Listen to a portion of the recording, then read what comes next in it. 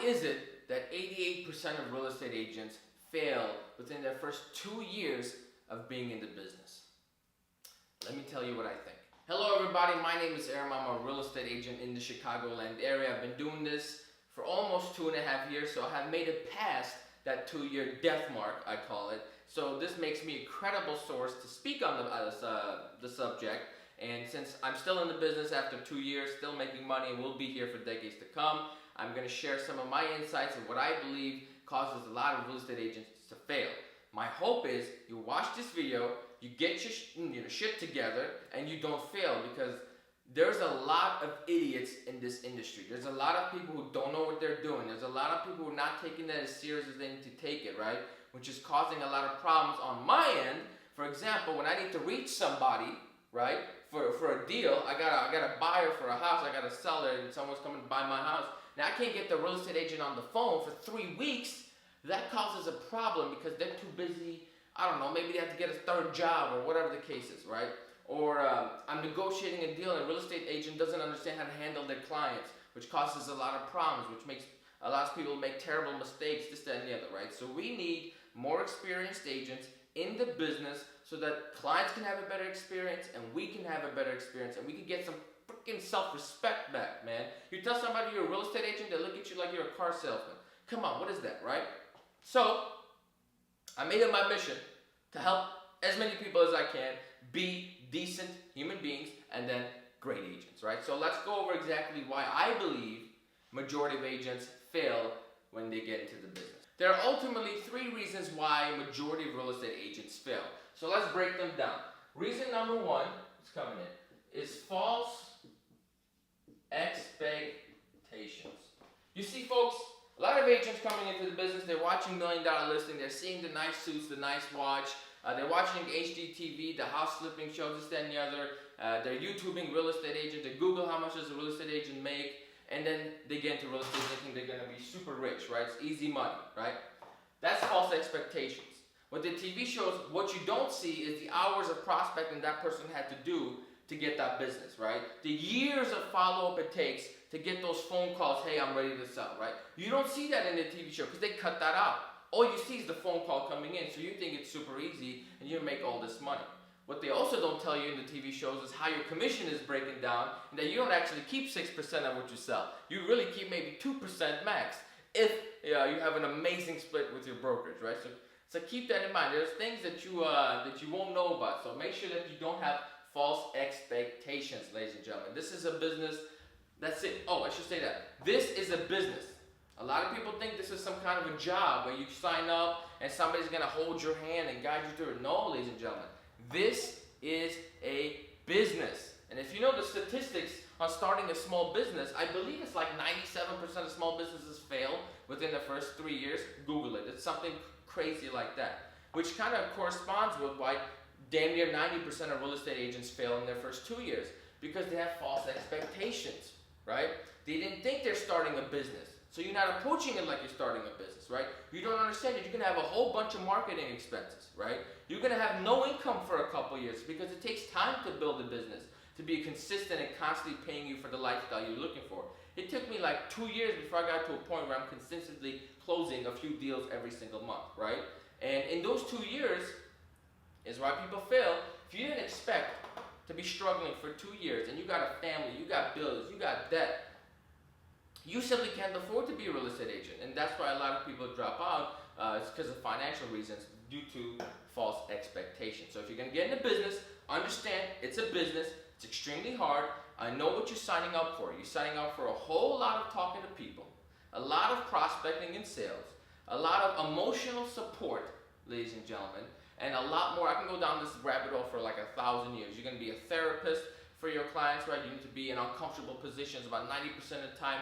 But we don't have all day, so just don't have false expectations. Best way to do this is DM real estate agents and ask them questions like, so what do you do day to day? How did you build your business? Where are you getting your business from? Right? How long did it take for it to start rolling in for you? Right? These are the questions you want to ask. You can DM me or you can DM people in your market. My Instagram is MG Realty. Feel free to let me know. I'll be happy to help. Reason number 2, I feel a lot of real estate agents fail is mindset.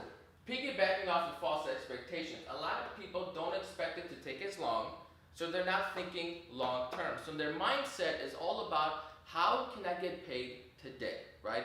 A lot of agents are really focused on that dollar figure, which is the biggest mistake you can make. As a realtor, you have to focus on the people. Forget the transactions. Just focus on helping as many people as possible, keeping as many of your clients satisfied. You should be keeping all your clients satisfied for as long as you possibly can, because this is something you want to build long term, right? Here's an example I'll give you right now. My second month in the business, I got a phone call for a rental lead, right? I took the rental lead, I treated them with a tremendous amount of respect, I was prompt, I took care of them, I made sure they saw the properties they wanted to see.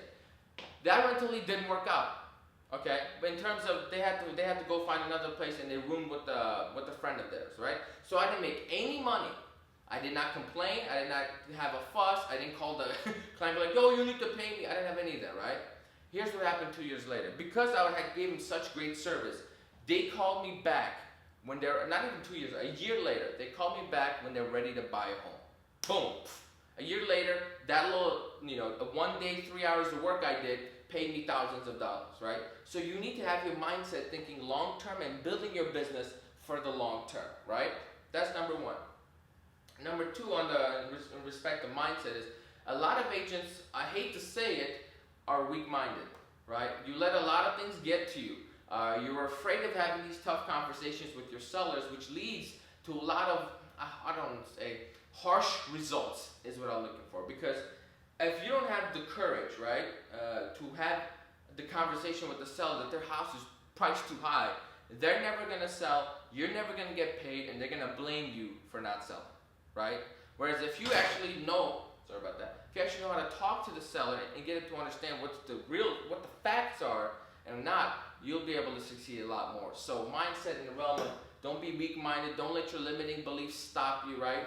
Go out there and, get what you're worth, like Rocky said. So don't be weak and think long-term. This is a business. Make sure you get your mindset on the business aspect. Piggybacking off of false expectations and mindset, the third one, education.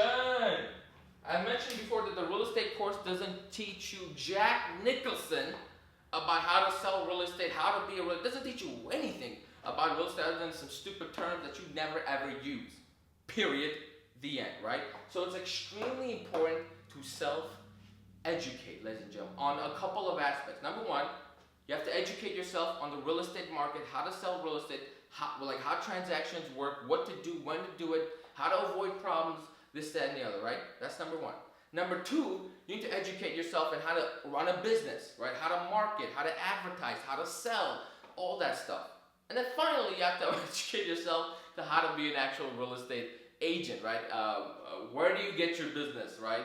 Who do you call? What do you say when you call? These are all things you need to do when it comes to self-educating. So, if you have the proper expectation and you're ready for the long haul, you got this in the bag, right? You're ready to duke it out, you're going to be in uncomfortable positions, you're ready to work hard, boom, you're not going to have false expectations. And if you're not going to have false expectations, your mindset is right on the money. You're thinking long term, you're thinking not dollars, you're thinking people, how to keep as many people happy. You're not weak-minded, so you can handle tough situations, right? You're not going to let your limiting beliefs stop you. And then finally, you're going to educate yourself because you didn't have false expectations. You had a great mindset. You're going to educate yourself, and then you're going to be unstoppable. That's it. I guess a little bit out of control on that last part, but that is why majority of real estate agents fail, ladies and gentlemen. They have false expectations, a weak mindset or terrible mindset, and they do not educate themselves. You have to be educated. You have to have the right mindset, and you better have the right expectations if you want to succeed in any business, let alone the real estate business.